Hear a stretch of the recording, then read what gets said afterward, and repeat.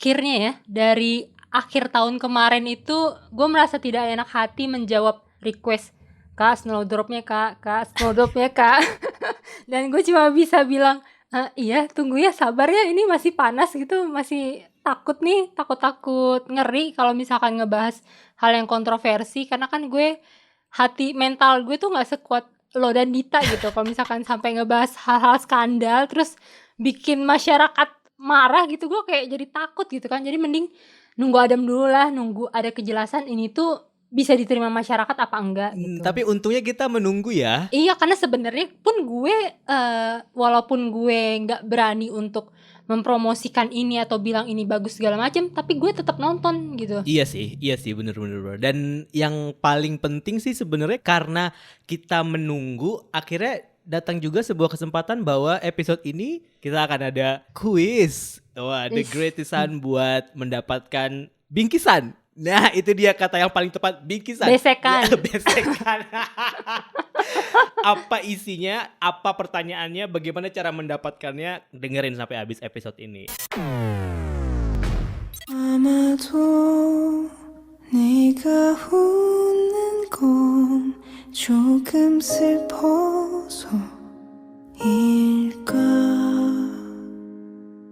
Nah, Snowdrop. Wah, gue nggak nyangka sih. Yang pertama yang harus gue komentari, gue nggak nyangka kalau ternyata Jisoo sama Jong Hae In tuh sweet banget. Iya, ternyata mereka kombinasi yang cocok ya. Sumpah, mereka tuh kayak kombinasi yang sebelumnya nggak pernah terbayangkan, terus random tiba-tiba out of nowhere Jisoo Jong Hae In, terus tiba-tiba manis banget gitu. Kayak gue nonton episode 1 tuh gue pengen jadi koreknya, ngerti gak? Pengen jadi koreknya karena aku yang menyatukan mereka berdua gitu. Impian lo sesederhana itu ya. Sumpah, gemes banget. Maksudnya dulu gue pernah lihat acting Jisoo waktu dia masih jadi cameo di The Producer, kan pernah main tuh. Tapi yang pas di Artdal gue nggak nonton Artdal, jadi gue kayak nggak tahu dia seperti apa. Kalau yang waktu di The Producer tuh kan kayak perannya kecil dan ya dia sebagai Jisoo gitu. Jadi nggak ada yang kayak love line atau apa gitu kan. Karena gue udah ngikutin Blackpink dari lama gitu ya, dan biasanya permasalahannya kalau ngelihat idol acting itu adalah gue akan selalu kebayang dengan aura idolnya gitu.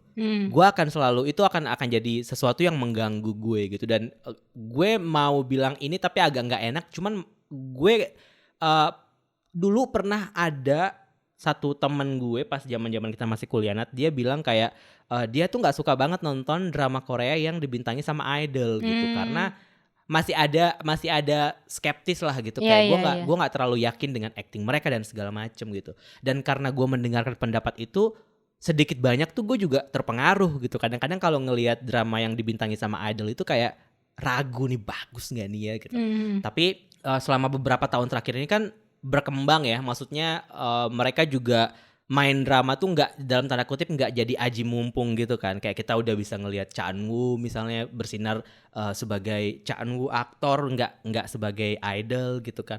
Terus kayak IU gitu udah bisa menempatkan diri dia sebagai IU yang aktris bukan penyanyi dan idol gitu. Dan di sini gue melihat Jisoo, aura dia sebagai aktris itu meledak banget sih menurut gue. Kayak gue bahkan nggak pernah membayangkan bahwa dia adalah orang yang hit you with that gitu tuh, kayak udah nggak ada di bayangan gue kalau nonton Snowdrop ini. Kayak oh, dia Jisoo as an actress gitu. Dan bersyukur sih gue dia menerima proyek ini karena akhirnya mantap gitu loh. Akhirnya di pikiran gue bahwa oh, dia bisa acting cuy gitu. Iya benar. Iya, gue juga sebenarnya punya sisi keraguan itu sih kalau misalkan dengar ada idol baru pertama kali debut gitu. Cuman di sisi lain gue juga tahu walaupun ada idol yang mungkin pas awal-awal emang aktingnya kurang bagus, cuman ada juga idol-idol yang aktingnya tuh luar biasa keren gitu menurut gue. Kayak contohnya kayak si IU itu.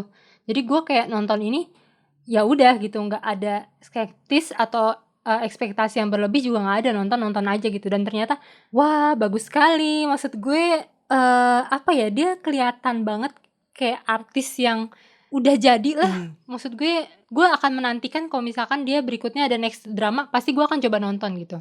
Karena gue kayak udah di sini tuh karakter yang Jisoo mainkan di sini dalam satu episode aja tuh dia bisa digambarkan mempunyai berbagai macam perasaan dan emosi gitu loh, kayak seneng, takut, marah. Dan menurut gue Jisoo tuh berhasil semuanya tuh dia ekspresikan dengan baik gitu. Gue bukan Blink, gue nggak tahu soal Blackpink dan gue nggak bermaksud menjilat, tapi menurut gue emang Jisoo ini keren sih aktingnya di sini. Iya, gue setuju banget. Dan awalnya ketika nonton ini tuh gue masih melihat, maksudnya kayak masih ada di titik bahwa oh ini drama idol nih gitu. Gue masih berharap yang terburuk deh gitu. Gue masih berharap yang terburuk deh gitu.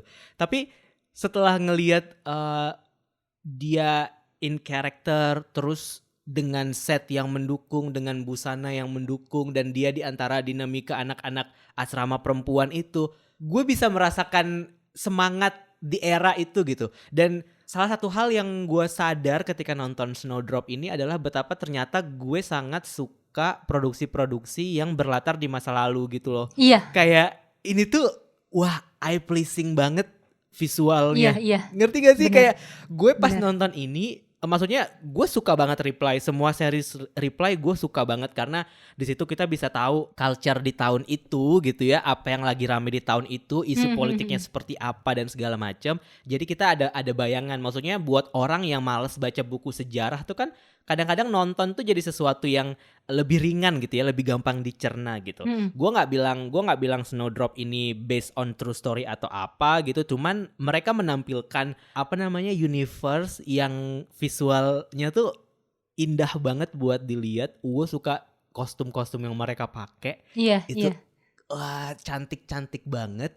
Terus terutama set yang waktu di mereka lagi coffee shop yang pertama yang Kencan Buta itu tuh kayak gue suka banget. Dari situ gue baru nyadar kalau ternyata gue punya kecintaan terhadap drama-drama berlatar di masa lalu tapi yang bukan sagek gitu loh, yang kayak tipe-tipe kayak gini. Yang tahun 2000-an, 80-an awal atau 90-an akhir gitu. Itu menurut gue itu jadi sesuatu yang itu sih yang gue lihat dari Snowdrop ini tuh. JTBC tuh beneran kayak mereka tuh optimis ketika mereka bikin drama ini bahwa drama ini akan visually stunning gitu.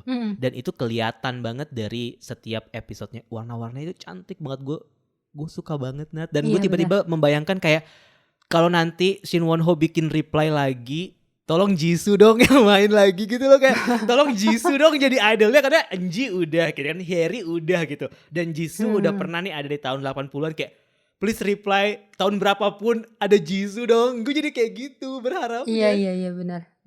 Gue juga sebenarnya waktu di episode awal itu kan cukup tebal sama politiknya kan.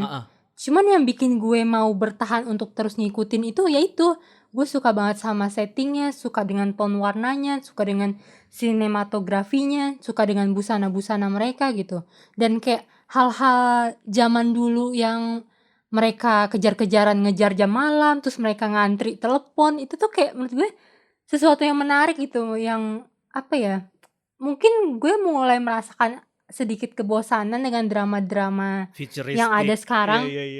Yang ya udah romcomnya begitu-begitu lagi gitu kan, cowok sundere terus ini ya setting hal yang udah biasa kita lihat lah. Sedangkan kalau misalkan yang masa lalu itu kan kita nggak tahu gitu, kita nggak hidup di zaman itu gitu, dan mereka berusaha menampilkan apa yang terjadi di masa lalu dengan visualisasi yang seindah itu benar-benar memanjakan mata sih buat gue. Iya, gue setuju banget. Gue mungkin karena sebagian dari masa kecil kita nih sebagai anak 90-an pernah merasakan telepon umum gitu ya. Terus juga pernah hidup di zaman dimana tidak ada gadget gitu. Jadi mungkin sedikit banyak tuh relate lah gitu, kayak kaset misalnya. Dulu kayaknya gue seneng banget kaset ke Distara gitu, kayak sekarang kan udah gak ada Distara nih gitu. Kayak dulu tuh kayak toko kaset itu ada sebuah toko kaset sama toko buku. Gue tuh dulu kayak safe space gue banget gitu kalau ke toko kaset. Walaupun gue gak beli, kayak gue cuma lihat-lihat aja tracknya di belakang. Kayak gue gak mampu beli juga nih kaset gitu. Tapi gue bisa dengerin kalau di Distara kan ada tempat buat dengerinnya gitu kan. Kayak itu tuh seru gitu, pengalaman yang seru gitu. Dan mungkin itu juga yang nonton Snowdrop ini kayak ada hal-hal nostalgic itu yang mungkin walaupun kita tinggal di Indonesia dan dia settingnya di Korea gitu ya. Tapi di situ yang gue kayak sedikit kepanggil gitu loh memori-memori zaman-zaman dulu. Dan gue nggak tahu sih, gue nggak pernah tinggal di asrama sih ya. Cuman potret kehidupan di asrama mereka cukup meyakinkan sih buat gue. Iya. Kalau kebayang di asrama UI kayak gitu gak? Kalau jangan-jangan kalau di asrama UI kan ngomongnya pasti hantu ya, kayak wah ini kan lorongnya serem gitu ya, kayak angker atau apa gitu, ada bikun pocong lah apa segala macem gitu kan. Tapi kalau di sini kayaknya kisah-kisah hantu ada sedikit sih dibahas di awal-awal. Tapi yang gue lihat itu dinamika mereka di asrama tuh kayak seru gitu. Maksudnya gue selalu membayangkan bahwa kehidupan asrama itu seseru ini gitu. Walaupun gue nggak pernah sampai ada di pengalaman gue bahwa gue pernah tinggal di asrama. Tapi Snowdrop ini menampilkan exactly imajinasi gue soal kehidupan di asrama gitu. Maksudnya walaupun itu pada akhirnya diromantisasi atau dilebay-lebayin, tapi ya itu yang gue bayangin ketika gue nyebut kata tinggal di asrama. Ya itu yang gue yang kebayang kayak gimana apa kalau telat, kalau ke kamar mandi harus keluar kamar gitu kan, terus angkat telepon yang kayak gitu-gitu tuh seru aja gitu dalam bayangan gue. Sebelum tidur malam dicekin satu-satu. Iya kan.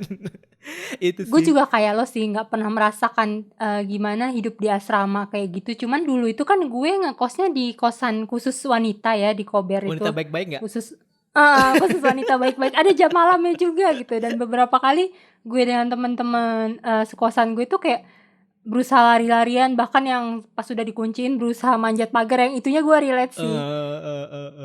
Gak tahu ya, mungkin karena kita sudah pernah mengalaminya atau kita sudah pernah ada di fase itu kali ya. Maksudnya kita udah lulus kuliah, kita tahu gimana kayak ngejar jam malam gitu. Jadi berasa makin ada apa ya, excitement gitu ketika nonton si Snowdrop ini. But anyway, gue nonton ini bagian politik-politiknya nggak terlalu gue ikutin. Kayak berasap kepala gue. Tapi yang uniknya mereka tetap bisa bercanda gitu ketika gak sih yang ada bapak-bapak pemimpin itu yang berantem di belakang gorden. Yang mana ada ya? Di episode awal yang mereka lagi bertengkar, terus adu mulut, terus tiba-tiba mereka berantem di belakang gorden. Gue cuma ingetnya di awal-awalnya itu mereka minum darah kayak ini apaan sih, sekte sesat apa gimana? Bener. Kayak maksud gue walaupun nih mereka lagi ngomongin soal politik dan segala macam, pemilu, siapa yang berkhianat, siapa yang dari Korea Utara, Korea Selatan gitu. Ada lelucon yang tetap bikin gue kayak ini orang ngapain sih gitu, kayak ini kok ini apa sih gitu, kok ini tuh jadinya gue kira bakal serius tapi kok jadi kayak gini gitu. Kadang-kadang kan ada drama Korea yang kalau udah bagian politik kayak aduh udah deh gitu. Gue pengen cuma lihat Jisoo, gue pengen cuma lihat Jisoo sama Hae-in gitu. Tapi ini kayak ditampilkan dengan sebuah konflik yang sebenarnya tuh layernya tuh banyak banget gitu. Permasalahannya tuh banyak banget, tapi kita bisa menemukan jokes di tengah-tengah itu gitu. Kayak mungkin memang visinya si penulis skenario dan saudaranya emang itu kali ya, kayak dia tahu ini drama topiknya emang udah berat nih gitu. Jadi mereka berusaha untuk menampilkan jokes di tengah-tengah kisruh politik dan hal-hal berat di drama ini gitu. Iya, gue juga tadinya pas nonton, loh kok mereka ini ya kocak ya, mereka kan harusnya jahat gitu kan. Cuman ternyata emang kata JTBC-nya emang ini tuh sengaja dikemas menjadi black comedy gitu. Jadi gue kayak pas nonton ini tuh kadang gue nginget ini loh scene-scene yang di Happiness. Kayak ini orang-orang yang jahat semua, cuman pas mereka berantem entah kenapa tuh lucu gitu kadang kalau dilihat. Iya. Yang paling bikin Enggak, ini mungkin nanti kita bahas pas di bagian spoiler. Tapi sedikit aja gue kayak gak habis pikir yang waktu dia pergi, ibu-ibunya pergi ke fortune teller. Ingat gak lu yang dia disuruh ngebunuh 13 anak perawan? Ini apa sih sebenarnya? Ini apa sih sebenarnya? Gue sampai kayak mana? Ini tuh apa yang terjadi dengan ini cerita tentang apa? Legenda 13 perawan apa gimana? Ini apa gitu?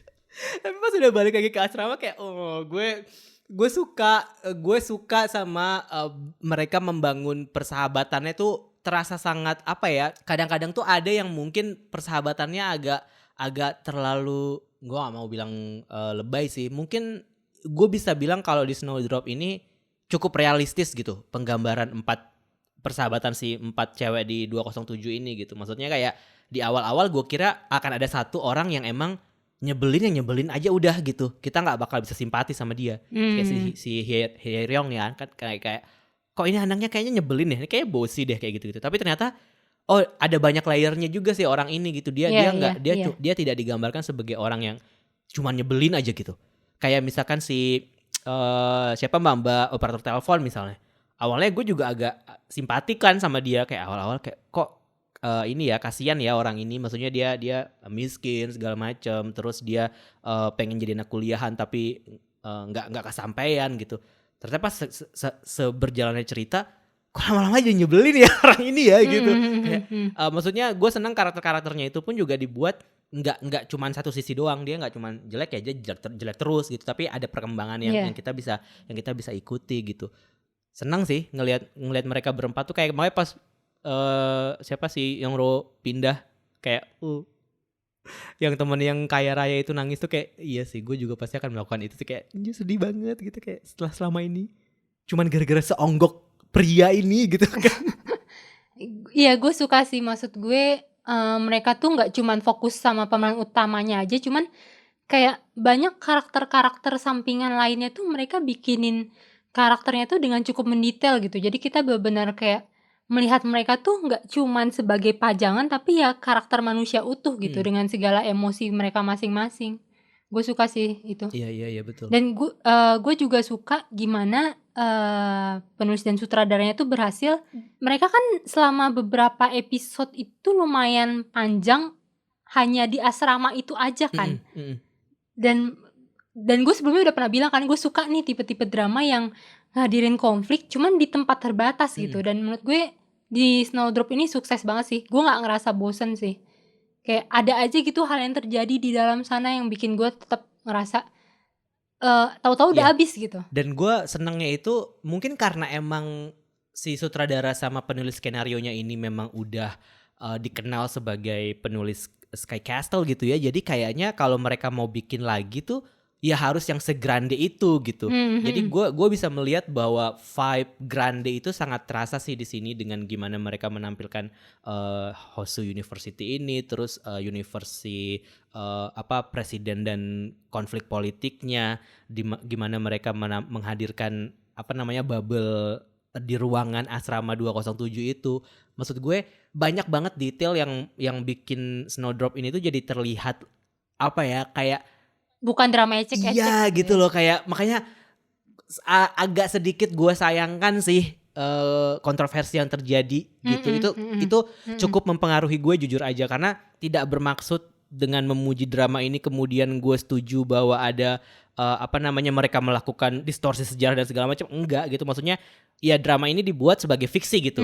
Dan komentar ini juga muncul dari sebuah produk fiksi. Maksud gue kontroversi yang di awal itu tuh cukup mempengaruhi gue. Jadi ketika gue nonton ini kayak gue jadi agak conflicted, karena kok gue kesannya kayak nggak enak gitu ya menikmati sebuah karya yang menyinggung kalangan tertentu gitu jadinya. Padahal kan maksud gue anyway gue cuman tahu bagian luar dari si kontroversi itu, sampai akhirnya sebelum rekaman ini gue coba untuk dig lebih dalam lagi gitu kan. Gue lihat kenapa sih orang-orang tuh sampai bikin petisi buat si Snowdrop ini gitu. Dan kemudian gue jadi berpikir oke, mungkin memang hal itu terlalu sensitif untuk dibuat atau dibikin distorsi gitu, dan diromantisasi dalam sebuah drama gitu. Akhirnya oke, I get it. Gue tahu kenapa akhirnya orang-orang menolak si produksi ini gitu.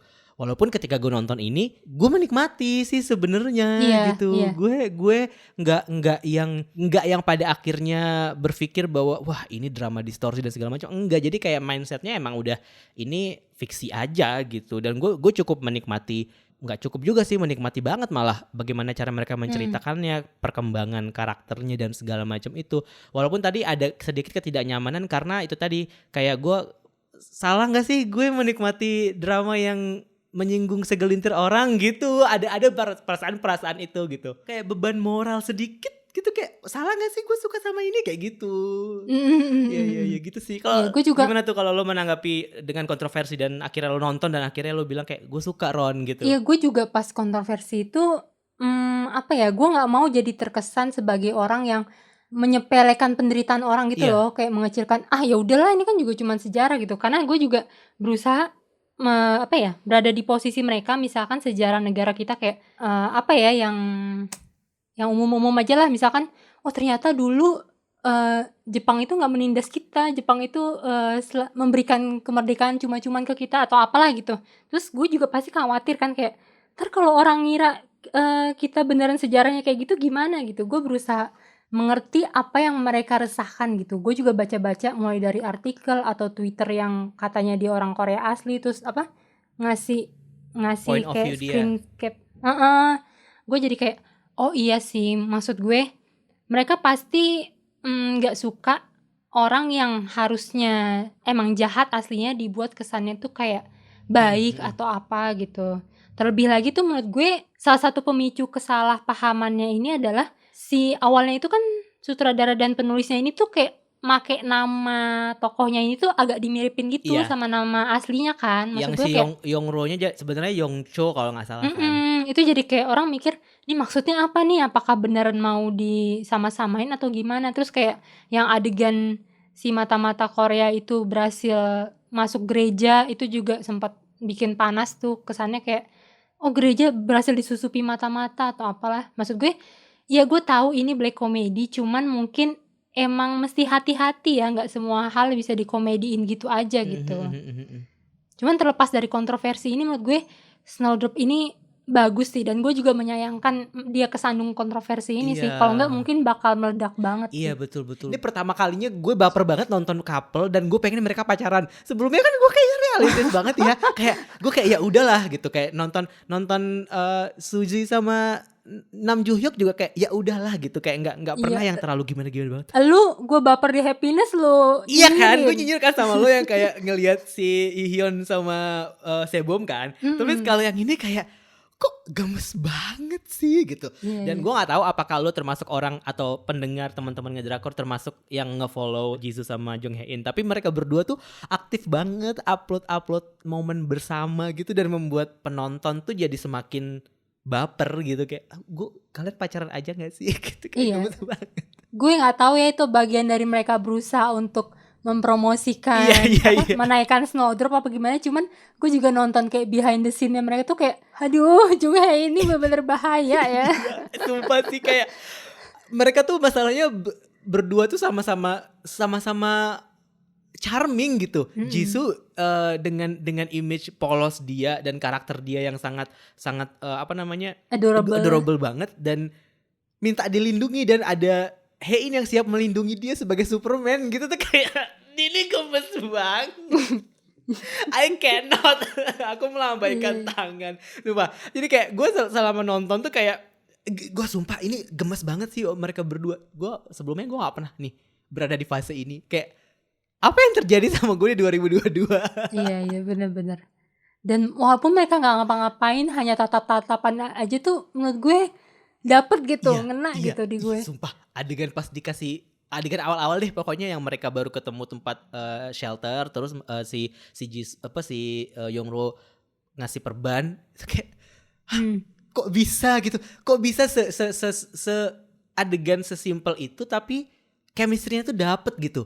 Kayak gue nggak tahu ya berapa lama mereka chemistry test tuh berapa lama ya proses reading mereka, tapi kayak seolah-olah mereka berdua ini udah kenal dari lahir gitu loh, kayak sebelahan rumah sakitnya gitu, tempat tidur ibunya pas lahir gitu, kayak gemes deh. Gue kayak malam ini mimpi indah deh nih.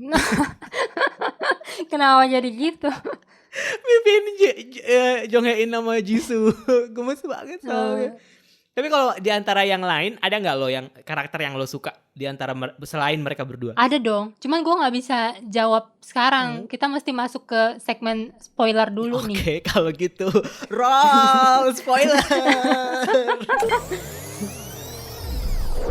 Nah, udah masuk. Jawab siapa karakter yang lo suka selain Suho dan juga Yongro? Dr. Kang sih. Menurut gue karakter dia itu apa ya? Jarang-jarang nih gue bisa bersimpati dan suka gitu sama cewek pemeran kedua gitu. Begitu gue tahu nih bakal ada cinta segitiga nih, menurut gue apa ya, harusnya gue merasa terganggu atau apa gitu kayak biasanya, cuman gue bisa memahami banget sih waktu mulai flashback ke karakternya Dokter Kang kenapa dia awalnya jadi suka sama si Suho. Ya kali, gue juga jadi dia kayaknya bakal langsung jatuh hati, ditolong segitunya gitu.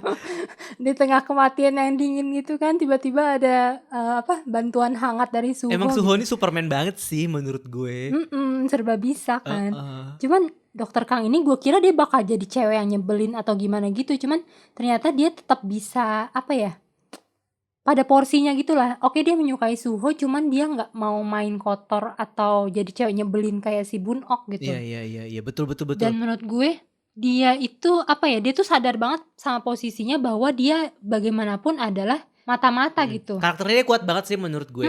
Karakternya kuat banget, dia kayak kayak pohon beringin yang tegar, yang kokoh, yang bisa diandalkan banget gitu loh. Dan dia masih kayak, punya mimpi gitu kan buat bisa lepas terus berkeluarga dan segala macem gitu loh. Kayak maksud gue iya memang mata-mata ini dibuat atau mereka bertugas mengabdi gitu, tapi tidak mengesampingkan faktor bahwa mereka juga masih manusia gitu loh, yang mereka masih punya perasaan gitu. Nah iya sih gitu bener. sih. Yang waktu dia diraguin sama si Igangmu, si Dokter Kang nih bakal balik nggak sama uang 300 jutanya, ntar dia kabur lagi. Dan di situ kan siapa yang gosipin ya? Pokoknya ada yang bilang, wah ternyata cinta tuh bisa mengalahkan ideologi gitu. Di situ menurut gue si Dokter Kang ini walaupun dia seorang mata-mata yang sangat bisa diandalkan dan keren, tapi dia juga cewek yang bisa berkorban segitunya juga gitu buat orang yang dia sayang. Iya. Gue suka sih sama karakter dia, dan gue ngerasa sedih gitu untuk dia, kayak dia di hatinya nih dari awal nih si Suho nih, cuman karena tugasnya sebagai mata-mata dia jadi harus ngedeketin si siapa tuh bapak-bapak ngeselin itu. Si Namtail. Iya, si Namtail itu kan, maksudnya gue gak kebayang deh dia hatinya buat Suho tapi dia harus ngejilat-jilat si Namtail ini untuk bisa jadi orang kepercayaannya. Itu kayak berat banget sih pasti jadi dia. Belum lagi dia harus ngerelain si Suho kan untuk balik lagi ke Yongru. Iya makanya Itu sedih banget awalnya sih. kan gue tidak menaruh kayak gue kan nggak suka nih sama topik-topik tema-tema perselingkuhan ya. Dan sebelum dia terungkap itu kan gue cuma taunya kayak wah nih cewek nih licik binal gitu, kayak gitu kan. Wah nih cewek nih kurang hajar nih gitu. Jadi kayak gue nggak memandang dia dari sisi yang berbeda gitu. Gue cuman memandang dia dari satu sisi doang gitu. Cuman pinternya si drama ini mereka masang Yuina sebagai pemeran Dokter Kang ini gitu. Jadi gue pikir nggak mungkin dia bukan siapa-siapa gitu. Nggak mungkin dia seseorang yang cuman muncul terus ya udah gitu. Karena Yuina sebagai aktris second female yang selalu jadi second lead kan. Jadi gue merasa kayak nggak mungkin sih orang ini dipasang terus dia bukan siapa-siapa gitu. Dan pas ke reveal itu kayak pantesan gitu loh kayak tapi endingnya dia tuh kayak aku ingin melakukan sesuatu, tolong Grim Reaper datanglah untuk menyelamatkan dia. Gue salut sih sama Snowdrop ini, kayak pas awal-awal wah banyak banget pemain terkenalnya ya. Kalau lo siapa nih yang lo suka nih? Karena gue suka sama dinamika cewek-cewek di asrama ini ya. Gue tuh suka banget sama yang ada dua sih kalau gue yang di asrama itu. Gue suka banget sama si Jongmin karena dia kan memang paling beda kan karakternya. Yang bagian yang anak-anak demonya kan. Karena gue merasa pas awal-awal gue melihat dia kayaknya pokoknya di awal-awal nonton ini gue seuzon sama semua orang aja pokoknya deh. Dan gue juga ngelihat dia kayak oh ini dia nggak mungkin nih jadi sosok yang suportif ke pemeran utama gitu. Oh ternyata unexpectedly justru dia yang paling suportif gitu kan. Paling logis, paling kritis. Iya dia yang paling kritis karena dia aktivis gitu. Otomatis kan dia juga harus logis kan dibikinnya. Dan gue suka tektokan dia sama si Jisoo sih, sama karakternya Jisoo sih di drama ini. Terus yang satu lagi si Hyeryong gitu. Maksud gue walaupun seringkali dia menampilkan sisi yang kayak komiknya gitu ya. Maksudnya kayak mbak-mbak kaya terus yang yang Mbak Biduan. yang Mbak Biduan gitu. Tapi setiap kali dia ngomong kayak anyway gitu kayak gue seneng banget. Kayak Iya, gue iya. maksudnya mereka membuat drama ini jadi semakin menyenangkan gitu loh di tengah Iya, di iya, tengah konflik yang besar, di tengah apa namanya penyelundupan mata-mata gitu. Tapi mereka membuat ini jadi sangat menyenangkan gitu. Apalagi yang waktu adegan pas awal-awal banget yang waktu dia Suho baru datang ke kamar terus lagi ngelap-ngelapin darah gitu kan, terus dia nyembunyiin di dadanya tuh kayak lucu. Lucu banget.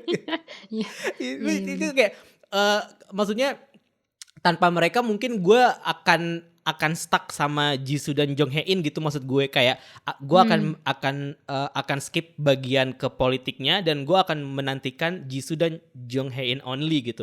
Tapi karena ada mereka, gue jadi merasa gue pengen tahu bagaimana mereka dibawa sepanjang cerita ini, dan cukup menyenangkan sih melihat perkembangan mereka dari awal sampai akhir. Apalagi maksudnya dibuktikan bahwa ketika si Yongro akhirnya cabut dari asrama, semua orang melepas dia dengan kesedihan gitu kan. Maksud gue kayak di situ yang gue suka, walaupun misalkan mereka ada berantem, ada perbedaan pendapat dan segala macem gitu, tapi entah kenapa di sebuah asrama berlatar tahun 80-an itu ada balutan persaudaraan yang sangat-sangat terasa gitu loh, bahwa mereka sama-sama perempuan, mereka sama-sama tinggal di asrama yang sama, mereka udah ada bonding gitu. Jadi perbedaan pendapat ya pasti akan terjadi, tapi itu tidak membuat persahabatan mereka tuh jadi kayak lepas gitu loh. Dan itu sih yang gue lihat dari 4 orang ini, dan si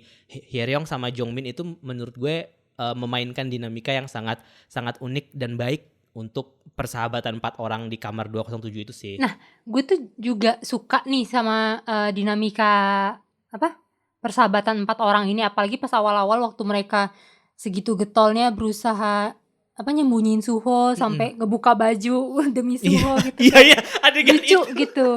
Adegan Iya, itu lucu banget. polos-polosnya masih Sui gitu. Cuman gue agak menyayangkan di akhir-akhir dinamika persahabatan ini tuh kayak dibuang gitu aja gitu loh. Kayak contohnya yang waktu pas mereka tahu bahwa si Yongru itu anaknya kepala polisi itu kan.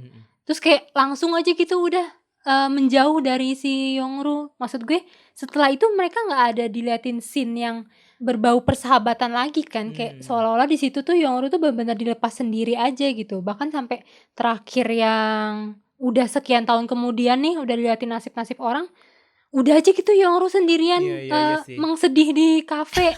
Kayak teman-temannya tuh kemana gitu. Dan gue nggak suka kayak terlalu cepet menghakimi si Yongru itu. Iya sih, Kayak itu gue misalkan setuju. andaikan nih lo tiba-tiba terungkap bahwa lo adalah anak presiden, ya gue nggak bakal langsung menuduh lo, oh lo pembohong, pendusta. Lo pasti punya alasannya kan untuk menyembunyikan hal itu kan. Dan diantara 3 orang itu nggak ada satupun yang berusaha, oh Yongru tuh pasti punya alasan atau apa, tapi mereka langsung kompak ninggalin Yongru udah gitu. Iya sih. Kemana persahabatan yang selama ini dipupuk gitu. Iya itu sangat, iya itu sih ya, kalau dipikir-pikir itu juga cukup menyedihkan juga sih ya. Padahal kan buildingnya di awal tuh sudah sangat meyakinkan ya. Kalau karakter lain yang gue suka itu Jang Hana sih. Oh iya sih, bener. Di awal gue kesel banget sih sama dia, kayak ini cewek apaan sih, barbarita banget. Cuman makin kesini tuh gue makin mengerti sama si Jang Hana ini sih.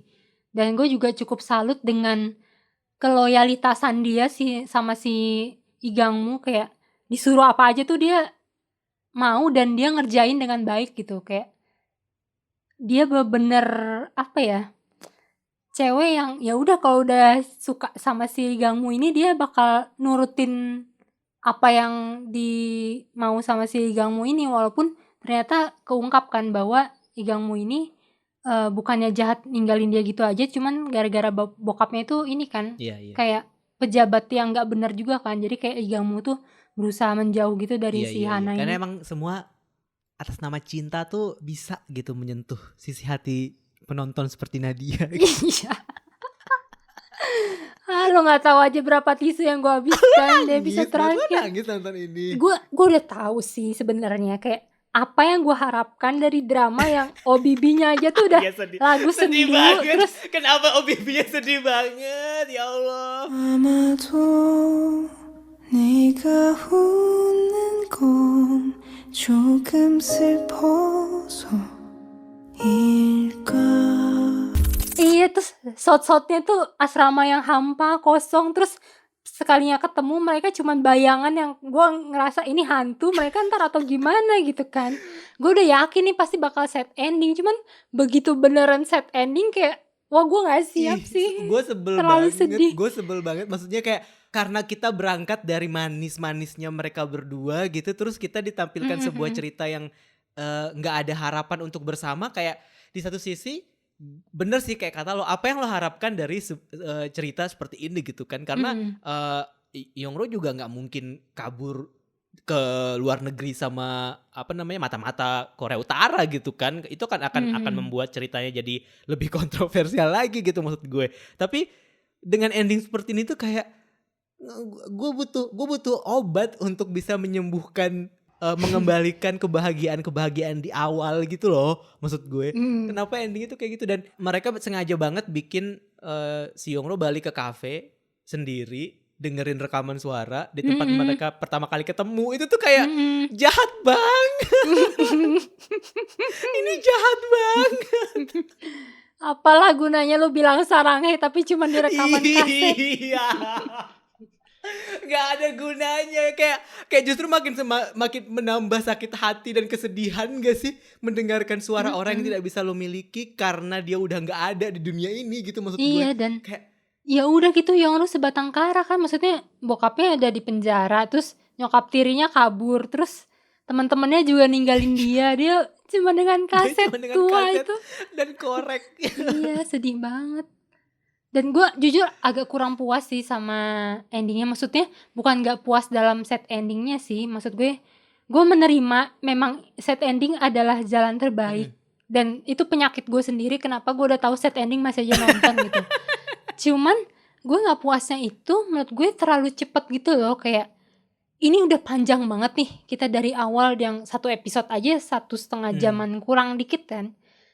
Begitu detail gitu, tapi begitu nyampe ke endingnya udah sekilas-sekilas aja gitu nasib tokoh-tokohnya diceritainnya. Dan gue gak puas dengan 3 bapak-bapak jahat ini cuman masuk penjara, harusnya mereka kayak dibunuh, dirajam depan publik gitu. Sumpah mereka tuh udah terlalu banyak membawa kesengsaraan gitu untuk umat manusia, dan mereka cuman masuk penjara kayak wah, memang keadilan di dunia ini gak bisa diharapkan ya. Gue speechless. Kesel gue. Iya sih. Cuma tapi berhasil ya. Drama ini berhasil mengoyak emosi banget sih. Kayak dari dari awal yang emang unexpectedly ternyata pasangannya gemes, terus unexpectedly ternyata endingnya kayak gitu kayak gitu.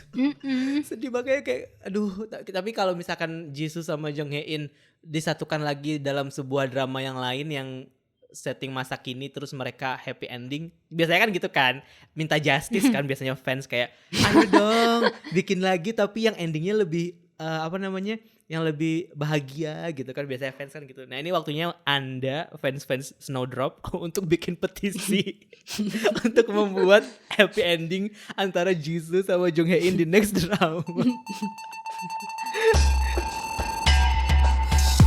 Well, oke, seperti janji kita di awal, di episode ini akan ada gratisan buat kamu untuk mendapatkan 3 paket bingkisan dari Snowdrop dengan menjawab pertanyaan yang akan gue bacakan berikut ini ya. Tapi ada beberapa syaratnya. Yang pertama, lo harus follow akun Instagram Detik Hot, terus lo juga harus share postingan poster kuis Snowdrop ke Instagram Story, tapi jangan lupa akun lo nggak boleh dikunci. Yang kedua, lo harus follow channel Spotify-nya Podcast Ngedrakor. Yang ketiga, tentu saja mendengarkan podcast ini sampai habis karena bentar lagi gue akan kasih tahu pertanyaannya. Yang keempat, jawab pertanyaannya di kolom komentar postingan Instagram yang tadi lo share. Periode kuis ini akan dibuka 4 Februari 2022 sampai dengan 10 Februari 2022. Pemenangnya bakal diumumkan di episode Podcast Ngedrakor selanjutnya di tanggal 12 Februari 2022. Oke, pertanyaannya apa? Gampang. Ini dia. Yang pertama, apa sih yang paling lo suka dari Snowdrop? Dan yang kedua, sebutkan 3 karakter yang menurut lo paling berkesan dan bikin drama ini tuh seru banget. Dan jangan lupa untuk tulis alasannya. Ya, langsung aja tulis komentar di postingan Instagram dan good luck everyone. Terus kalau selain yang tadi kita udah omongin, ada gak sih hal yang menurut lo paling berkesan dari Snowdrop ini? Gue suka banget pas bagian Igangmu sama Im Suho itu lagi berdebat soal ideologi. Kayak akhirnya tuh mereka tuh sama-sama sadar bahwa mereka ini cuman alat, cuman pion yang apa ya, yang dipermainkan oleh penguasa gitu loh. Kayak mereka berusaha bertukar pikiran satu sama lain, kayak kita tuh nggak bisa gini terus, kita tuh diadu domba, kita tuh harus hidup gitu dengan cara kita sendiri. Terus mereka kayak mulai mempertanyakan, apa sih arti hidup ini gitu kan? Apa yang sama ini gua korbankan? Igangmu kan juga akhirnya nyesel kan, karena kan dia gimana pun dia adalah anggota si ANSP itu kan. Dia pernah terlibat dalam apa sih, hal-hal busuknya mereka lah, yang kayak nuduh-nuduh orang spionase segala macam itu gitu. Terus Suho pun juga sebagai mata-mata, dia pasti pernah membunuh orang kan. Diliatin juga dia dulu gimana kerasnya dia latihan menjadi mata-mata. Terus akhirnya kayak mereka mulai, kenapa sih hidup kita kayak gini? Itu menurut gue kayak keren sih. Mulai dari mereka tadinya saling musuh, terus akhirnya mereka Existential jadi bromance crisis gitu ya tiba-tiba. Dan paling nendang tuh pas bagian terakhir itu loh, yang waktu Yang dia manggil Hyung ya. terus gue kayak, wah gila, gue tertampar banget. Hati gue remuk. Wah, sedih banget sih. Ujungnya sedih lagi ya, nggak jadi hal yang menyenangkan. Bukan yang menyenangkan sih, tapi biar gue yang menambahkan dengan adegan menyenangkannya. Kalau gue yang sampai ketika gue nonton episode terakhir itu, yang sampai gue masih nggak bisa move on itu sebenarnya pas adegan pertemuan pertama mereka sih, yang waktu itu si Korek mau jatuh. Maksud gue tuh suka sama si Suho ini karena dia dari awal tuh emang suka gitu. Dia tuh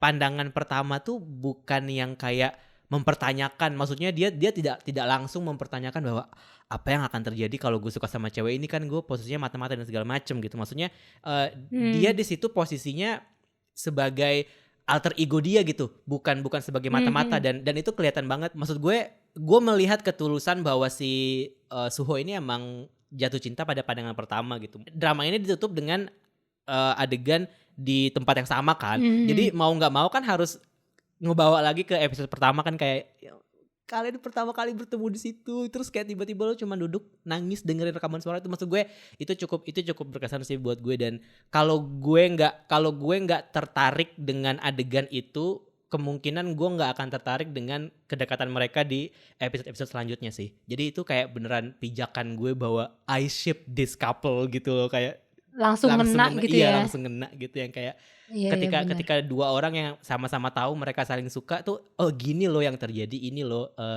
kemungkinannya gitu. Maksudnya kalau Yongro nggak suka sama Suho, dia juga nggak bakal mau kan berkorban sebesar itu kan,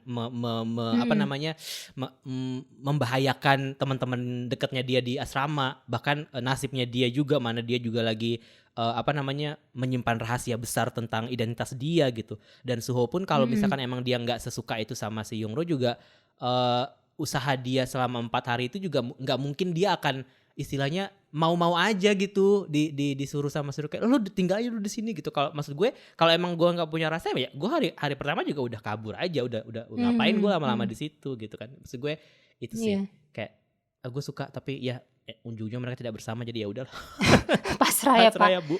Iya, gue juga sesuka itu sih sama main lead kita kali ini. Dan gara-gara gue nge-ship mereka banget, gue juga jadi sekesal itu sama si Bun Ok itu. Iya. Licik, egois, provokatif, bacot, pengkhianat, dan tukang ngacauin rencana orang.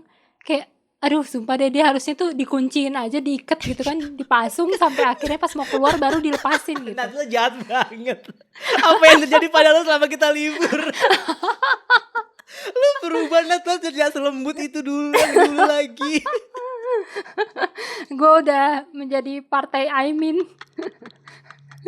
Habis maksud gue, dia tuh berkali-kali membuat kesalahan, tapi tuh si direktur asramanya tuh terlalu lembek gitu. Oke, dia digambarin dia punya rasa bersalah sama si Bunok, cuman apa ya, mereka tuh terlalu nggak hati-hati gitu loh sama si Bunok ini. Akhirnya berkali-kali kan Iya, mereka dikupingin, terus dibocorin rahasianya, Iya, iya. kayak nggak belajar dari kesalahan gitu. Terus sekali ketahuan nih cewek bernyali banget, ya si Ikangmu atau Suho lebih inilah ngasih perhatian lah ke dia, jangan dibiarin berkeliaran gitu aja. Iya.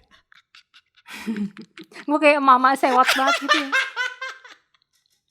Udahlah. Awalnya gue simpatik sama dia Iya karena kan? dia kan kayaknya apa sih, terbuli, kayak anak yang kehilangan masa depan, Iya padahal dia kan? punya mimpi Jadi tinggi. ada Cuman alasan orang tuh nggak suka sama dia sebenarnya beralasan dong ujung-ujungnya. makanya jadi kayak pantas aja dia dikeselin, dia terlalu apa ya? Yang waktu akhirnya si direktur aula itu cerita soal kakaknya kan, dia kan nyalahin direktur aula banget kan. Terus gue dalam hati kayak, lah lu juga kayak gitu, lu lebih parah, malah bisa-bisanya lu nyalahin direktur aula doang, ngaca gitu. Tuh kan, kayaknya sesuatu yang terjadi sama lo selama kita libur. Kalau sekarang penuh emosi gini ya. Kayak gue darah tinggi deh kebanyakan makan mecin.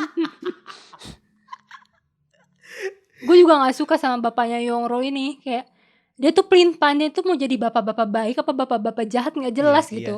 Kalau misalkan dari awal dia setuju mau di pihaknya si Suho, pasti udah kelar tuh dari awal. Cuman dia selalu berkhianat di tengah jalan gitu. Akhirnya kan saling berkhianat mereka bertiga. Tumpahkan semuanya, Nat, tumpahkan. Lanjut. Siapa lagi yang lo paling benci, siapa? Sebut. Oh itu kakek-kakek asrama. Iya, Kayak itu nyebelin banget. sama anaknya gak jelas banget. Sumpah. Dua bapak ini. Gue kira awalnya dia ya udah gitu kayak bapak-bapak baik aja gitu. Kayak gue, maksudnya gue tidak nyangka kalau ternyata sampai akhir cuy, sampai akhirnya dia mati gitu, kayak ini orang ngeselin banget gitu. Apa ya, maksud gue dia mau dibikin jadi agen veteran yang loyal banget nih. Cuman kok begitu ketemu Suho langsung jadi lembek gitu, langsung pas di mention soal Yongro langsung dia kayak geleper-geleper dan langsung berubah pikiran. Maksud gue kenapa gak dari awal lo bertindak gitu, kenapa dari awal lo kayak amnesia bahwa lo tuh kakek-kakek yang udah berubah jadi baik gitu. Astagfirullahaladzim. Tenang, tarik nafas, hembuskan pelan-pelan. Kayak ini meluapkan kekesalan gue atas set ending, gue jadi Iya, menyalahkan Kayaknya lu emang tokoh-tokoh. Kayaknya emang gitu deh, fase emosinya itu emang kayak gitu, kayak karena lo nggak suka sama endingnya, bukan nggak suka sih, karena lo sedih sama endingnya, nggak terima gitu, akhirnya ya lo cari sesuatu buat disalahin aja. Nggak apa-apa Nat, tapi keluarkan semua emosi Anda. Itu lagi si Jugyong Chang, siapa sih namanya?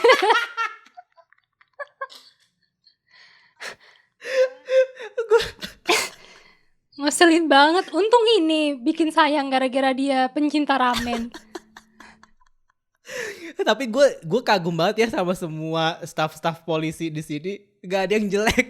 Oh iya, Sumpah, iya. semuanya kayak aktor-aktor good looking semua anjir. Iya, kayaknya sengaja ditempatkan yang cucok-cucok. Luar biasa loh, sampai staff-staffnya semuanya tuh nggak ada yang kayak nggak ada yang tampang-tampangnya kayak gue gitu loh, yang kayak semua itu kayak opa-opa ganteng gitu. Iya, kayaknya ini deh, gue jadi relate sama pas mereka mau ngebeberin foto gambar muka mata-mata ke publik, ke media.